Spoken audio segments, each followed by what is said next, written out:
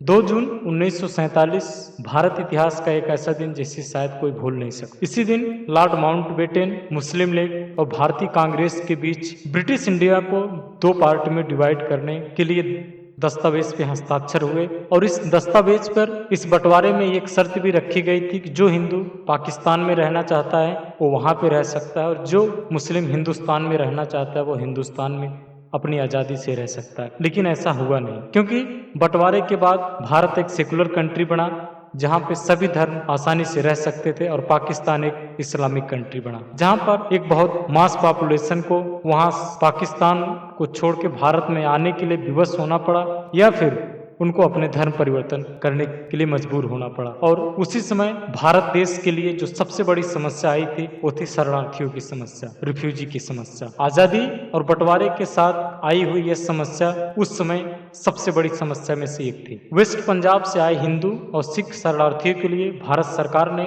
उस समय पंजाब के कुरुक्षेत्र में एक अस्थायी रिफ्यूजी कैंप बनाया था। एक तरह से यह तंबुओं का एक अस्थायी शहर ही था। इसे 1 लाख लोगों के लिए बनाया गया था, लेकिन यहाँ लगभग 3 लाख रिफ्यूजी को रखा गया। सेना तेजी से नए नए तंबू लगाती जा रही थी और शिविर में आने वाले शरणार्थियों की संख्या भी उतनी तेजी से बढ़ती जा रही। इतने लोगों के लिए हर दिन लगभग 100 टन अनाज, बड़ी मात्रा में दाल, चीनी, नमक आदि की आवश्यकता करनी पड़ती थी। यह उस समय कल्पना करना भी कठिन था भारत सरकार के लिए। फिर भी भारत सरकार ने इन सब चीजों को मुफ्त उपलब्ध कराने की व्यवस्था की। कुछ सामाजिक संस्थाएं भी इसमें सहयोग कर रही थी। कुछ ही माह में ठंड का मौसम आने वाला था, इसलिए शरणार्थियों के रहने खाने के लिए अलावा उनके गर्म कपड़ों की व्यवस्था भी जरूरी थी। दुख और त्रासदी के माहौल से लोगों को बाहर निकालने के लिए, उनके मनोरंजन के लिए भी कुछ सोचा गया। इसके लिए दिल्ली से कई सारे प्रोजेक्टर मंगवाकर उन्हें पूरे कुरुक्षेत्र में कई जगह लगवा दिए गए। कपड़े के बड़े बड़े पर्दों पर रोज फिल्में दिखाई जाती थी और एक साथ 10,000 15,000 लोग इन्हें देख पाते थे। मिकी माउस, डोनाल्ड डक ऐसी अन्य हास्य व्यंग्य वाली फिल्में भी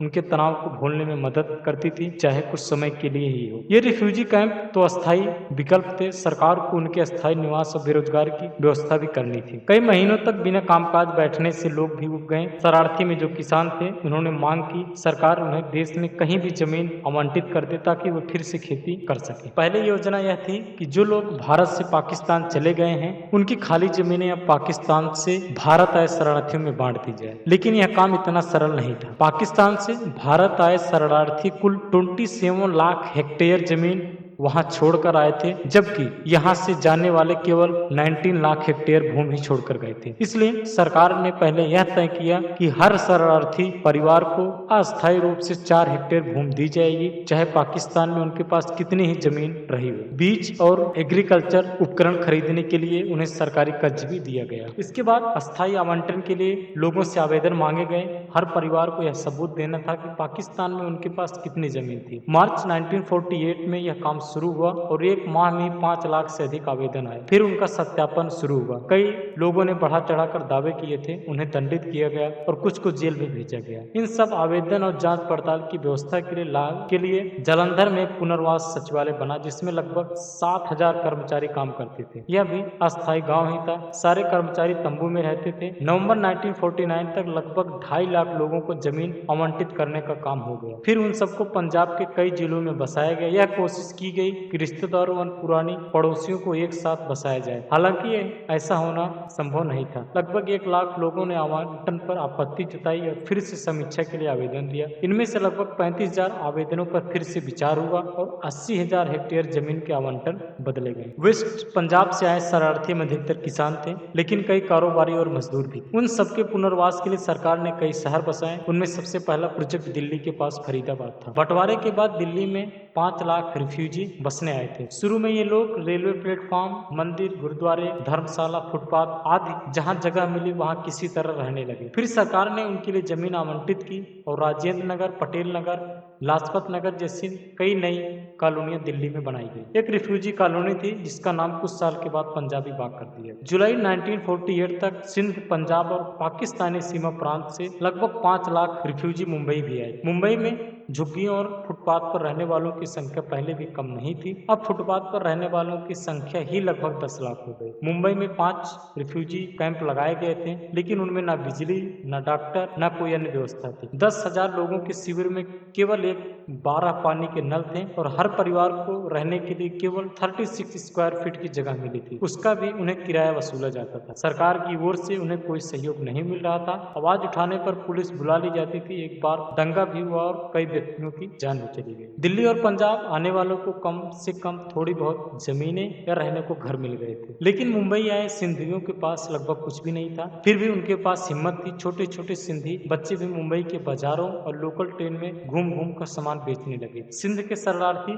धीरे धीरे पूरे मुंबई शहर में बस गए। बड़ी संख्या में लोग पुणे, अहमदाबाद, पश्चिम भारत के अन्य शहरों में भी गए। अपनी मेहनत और कठिन परिश्रम से एक बार फिर सिंधी समाज ने एक अजनबी शहर में अपनी एक नई पहचान बनाई। वेस्ट पाकिस्तान के समान ही पूर्वी पाकिस्तान से भी बड़ी संख्या में हिंदुओं का पलायन करना पड़ा। 1949 तक लगभग 4 लाख रिफ्यूजी बंगाल से आए हुए थे, लेकिन 1950 में बड़ी संख्या में पूर्वी बंगाल में दंगे हुए, जिसके बाद लगभग 17 लाख हिंदू अपनी जान बचाने के लिए भारत आए। इनमें से अधिकांश को रेलवे स्टेशन और फुटपाथ को ही अपना आवास बनाना पड़ा। पंजाब में लगभग दोनों तरफ से पलायन हुआ, इसलिए जो लोग भारत से पाकिस्तान चले गए थे उनके खाली जमीन और मकान उधर से आए शरणार्थियों को दी जा सकती। लेकिन बंगाल में पलायन लगभग एक तरफा था। पूर्वी बंगाल से लाखों रिफ्यूजी भारत आए थे, लेकिन इधर से जाने वालों की संख्या बिल्कुल न के बराबर। बंगाल की सरकार भी उनके लिए कुछ करने की बजाय यह सोचकर हाथ पर हाथ धरे बैठी रही कि शायद कुछ समय के बाद ये लोग वापस लौट जाए। सरकार की निष्क्रियता से निराश होकर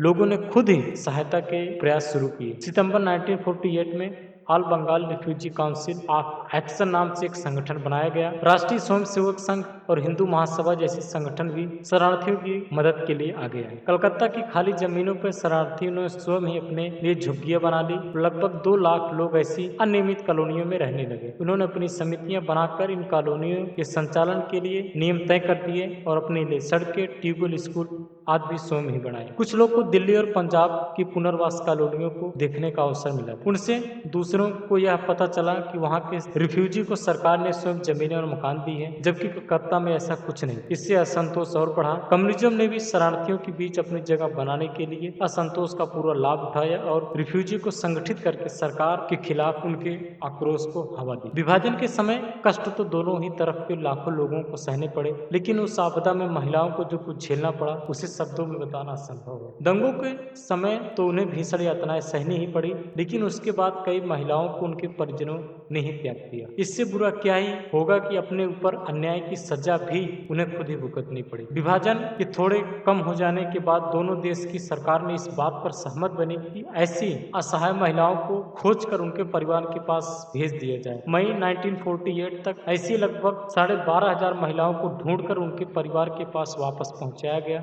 यह बात दुखद थी। उनमें से कई स्त्रियां वापस नहीं जाना चाहती थी, क्योंकि उन्हें डर था कि उनका पुराना परिवार उन्हें स्वीकार नहीं करेगा। उससे भी दुख यह था कि ऐसे मामलों में पुलिस जबरन उन्हें वापस भेजती थी। दोनों सरकारों के बीच कैदियों के अदला बदली का एक समझौता भी हुआ। पाकिस्तान के जो हिंदू कैदी भारत आना चाहते थे, वो भारत की जेल में बंद जो मुस्लिम कैदी पाकिस्तान जाना चाहते थे, उनकी अदला बदली हुई। राजनीतिक कैदियों को रिहा कर दिया गया और आपराधिक मामले वाले कैदियों ने अपनी सजा की शेष अवधि नए जेलों में पूरी। विभाजन के बाद लगभग 80 लाख रिफ्यूजी भारत आए थे। उनमें से किसी को यह भी पता नहीं था कि अब वे कहां जाएंगे और क्या करेंगे। उन्हें अकल्पनीय कष्ट झेलने पड़े और उनके पुनर्वास के लिए भारत सरकार को भी कई चुनौतियों का सामना। इसके बावजूद भी भारत सरकार और भारत के लोगों ने मिलकर बहुत थोड़े समय में ही यह काम पूरा कर लिया। सबसे बड़ी बात यह थी कि पूरा काम भारतीयों ने स्वयं किया। जिन अंग्रेजों को यह भ्रम था कि उनके जाते ही भारत पूरी तरह से बिखर जाएगा, यहाँ पे सिविल वार छिड़ जाएगा, भारत कई टुकड़ों में बढ़ जाएगा, लेकिन